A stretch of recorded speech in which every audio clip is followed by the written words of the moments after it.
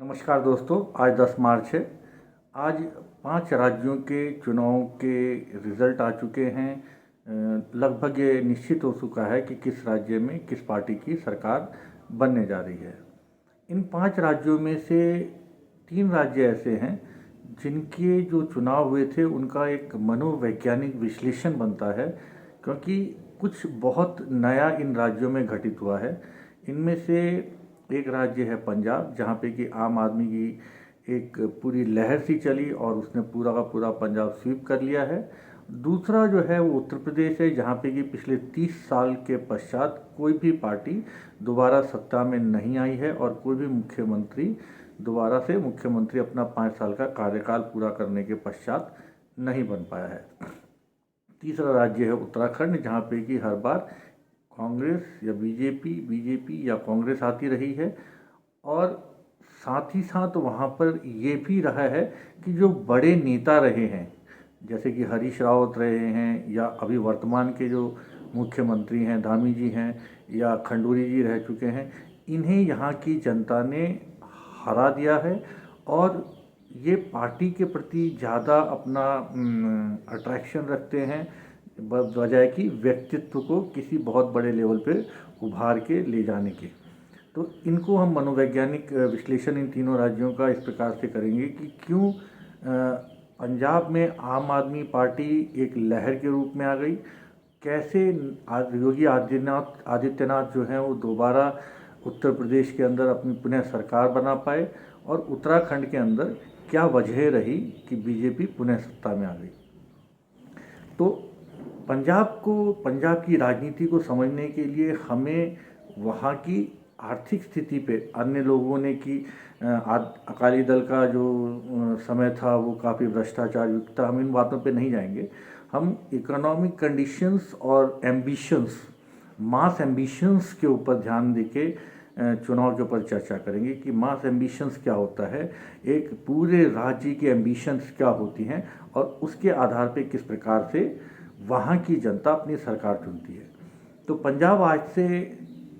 ये समझ लीजिए कि भारत में बहुत अधिक समय तक सबसे अधिक प्रति व्यक्ति आय वाला राज्य रहा था। लेकिन पिछले 10-12 सालों के अंदर क्या हुआ, पंजाब की जो इकोनॉमिक कंडीशंस थी वो एक पीक पे पहुंच के नीचे डाउनग्रेड होनी शुरू हो गई। इसके कुछ मुख्य कारण रहे हैं, और चूंकि वो लोग एक इकोनॉमिक हाइट प्राप्त कर चुके थे,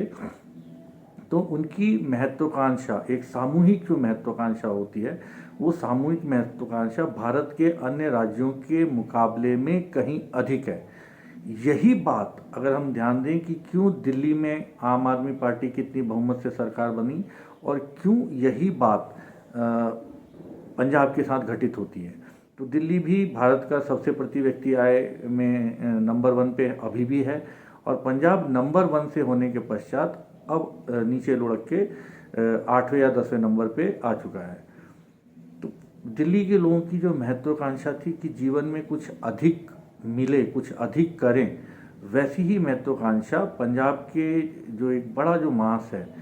उसके हृदय के अंदर भी रहती है कि जीवन में और अधिक उन्नति और अधिक तरक्की का मार्ग जो है उनका प्रशस्त हो। मैं यहाँ ये नहीं कहना चाहता कि बाकी राज्यों के अंदर ये परिस्थिति नहीं है, या उत्तर प्रदेश या उत्तराखंड के अंदर ये स्थिति नहीं है कि वहाँ के नागरिक ऐसा नहीं चाहते हैं, परंतु वहाँ की जो परिस्थिति है, they have not reach their economic Pinnacle. उन्होंने वो एक हाइट पे पहुँचने के बाद उससे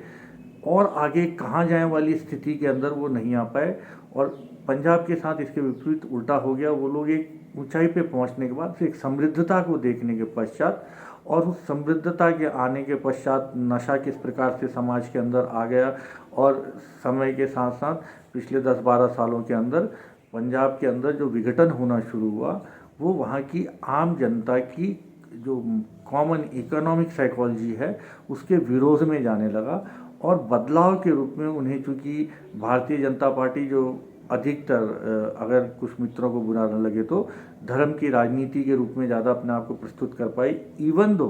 वो लोग प्रयास यह कर रहे हैं सबका विकास हो और सबका साथ हो, इसमें वो अग्रसर अपने तरीके से हो रहे हैं और अन्य पार्टियां भी अब भविष्य के अंदर जिस प्रकार से इन चुनावों के नतीजे आए हैं, ये देखते हुए कि जनता विकास ज़्यादा चाहती है बजाय कि धर्म की राजनीति या जाति की राजनीति के। तो पंजाब में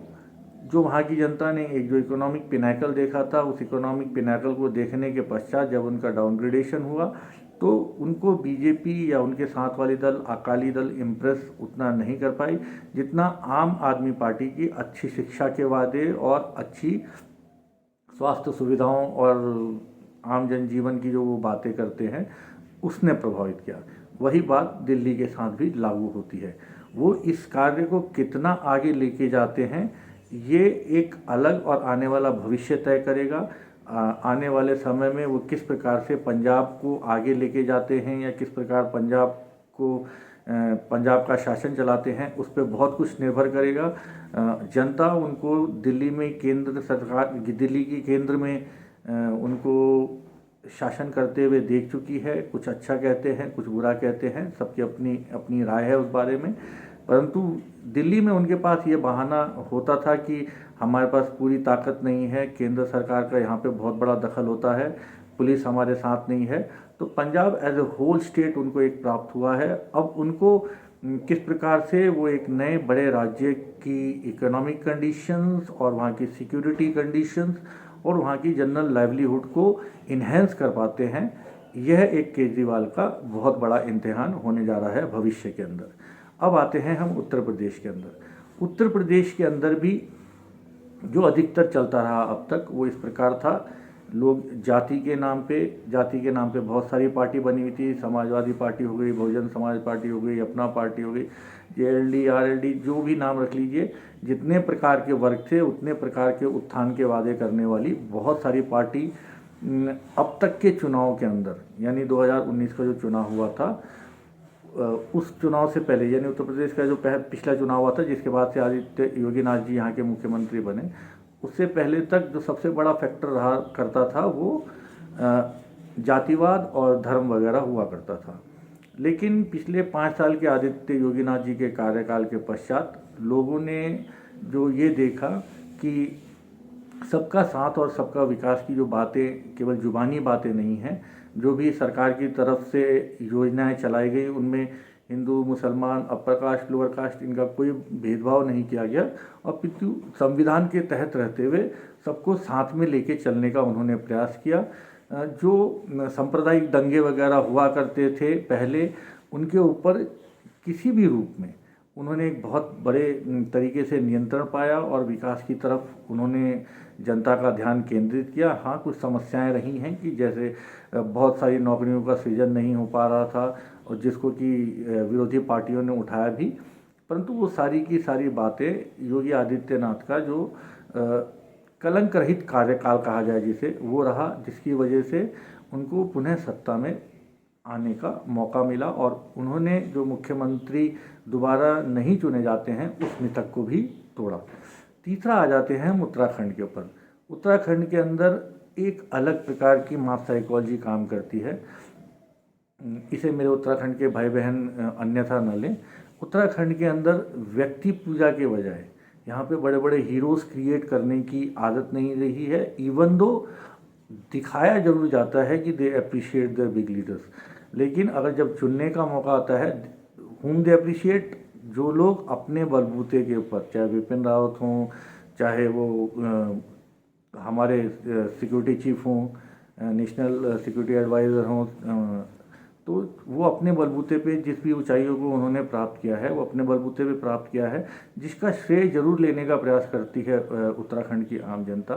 परंतु वो स्वयं अपने में जब चुनने का मौका आता है तो बड़े लीडर्स को पैदा होने का मौका नहीं देती है और इसी का परिणाम है कि उत्तराखंड के अंदर हर 5 साल के अंदर विपरीत सरकार आती थी।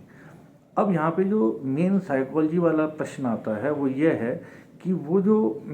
विकास की बातें हैं और जो डेवलपमेंट की बातें हैं उनका पंजाब के जितना असर उत्तराखंड के अंदर क्यों नहीं पड़ा और आम आदमी पार्टी यहाँ पे कुछ बहुत अच्छा क्यों नहीं कर पाई। तो जहाँ तक साइकोलॉजी का प्रश्न है वो ये कहता है, मनुष्य के लिए ड्राइविंग फोर्स 2 होती हैं, एक है लालच और दूसरा है डर। कांग्रेस पार्टी ने गलती यहाँ पर ये करी कि उन्होंने यहाँ पे मुस्लिम यूनिवर्सिटीज़ बनाएंगे, और जो उत्तराखंड की जो मेजर जनता है, जो बहुसंख्या आबादी है, वो हिंदू है, और वो नहीं चाहते कि देवभूमि में किसी प्रकार का इस प्रकार से अतिक्रमण होता हुआ उनको प्रदर्शित हो। तो एक ये कारण हो गया उसका कि यहाँ पे डर की साइकोलॉजी बजाय कि डेवलपमेंट की साइकोलॉजी ने ज़्यादा बढ़िया तरीके से काम किया। दूसरी जो गहन साइकोलॉजी वाली बात है कि उत्तराखंड के लोग अपनी संस्कृति, अपने परिवेश और अपने आसपास के वातावरण के प्रति भी बहुत अधिक भावुक हैं और बहुत अधिक संवेदनशील हैं। तो वो विकास तो चाहते हैं, परंतु अपने क्षेत्र की जो सुंदरता है, जो भौगोलिक परिस्थिति है, जो यहाँ का वातावरण है, उसमें ज़्यादा बदलाव नहीं करना चाहते हैं। वो इन हरी भरी पहाड़ियाँ जो हैं और ये जो साफ़ सुथरा पानी है, जो यहाँ की सुंदरता है, उसको बचाते हुए किस प्रकार से आगे राज्य को ले जाया जाएगा, इसकी न तो दिशा निर्देश आम आदमी पार्टी ने कुछ लिख के दिया आम जनता के लिए, और ना ही अभी तक ये कांग्रेस पार्टी या बीजेपी ही कर पाने में सक्षम रही। तो यहाँ पे जो लालच वाला पोर्शन है, जो ग्रीड वाला पोर्शन है, उस पर फियर फैक्टर ज़्यादा काम कर गया, और इसलिए पुनः भारतीय जनता पार्टी को उत्तराखंड के अंदर सरकार बनाने का मौका मिला। हम वैसे तीनों सरकारों से यही आशा रखते हैं कि आम जो जनता है जितनी अधिक पढ़ेगी, जितना अधिक विकास करेगी, उतना ज़्यादा ये आपस में उनका धर्म और जाति को लेके जो मनमुटाव है, हम उससे बाहर निकल पाएंगे और सब मिलके एक साथ राष्ट्र की उन्नति में योगदान दे पाएंगे। तो ये बात अब आम पार्टियों को भी संभवतः समाजवादी पार्टी, बहुजन समाज पार्टी, ये जो धर्मों के नाम पे उगने वाली पार्टी थी, और कांग्रेस ने भी कुछ समय तक ज़रूर ये दिखाया या ढके छुपे तरीके से इस्लाम का समर्थन किया था। अब वो कांग्रेस भी उस मोड से बाहर निकलने की कोशिश करेगी, और ये समाजवादी पार्टी, बहुजन समाज पार्टी, जनता दल और अन्य जो पार्टियां हैं, क्षेत्रीय पार्टियां वो क्या ही हैं, ये भी विकास के प्रति अपने मॉडल को नए तरीके से जनता के समक्ष रखने का भविष्य में प्रयास करेगी। और इस प्रकार से हम भविष्य में आशा करते हैं कि सारा का सारा देश एक साथ मिलके आगे तरक्की और उन्नति की राह पे बढ़ेगा। धन्यवाद मित्रों।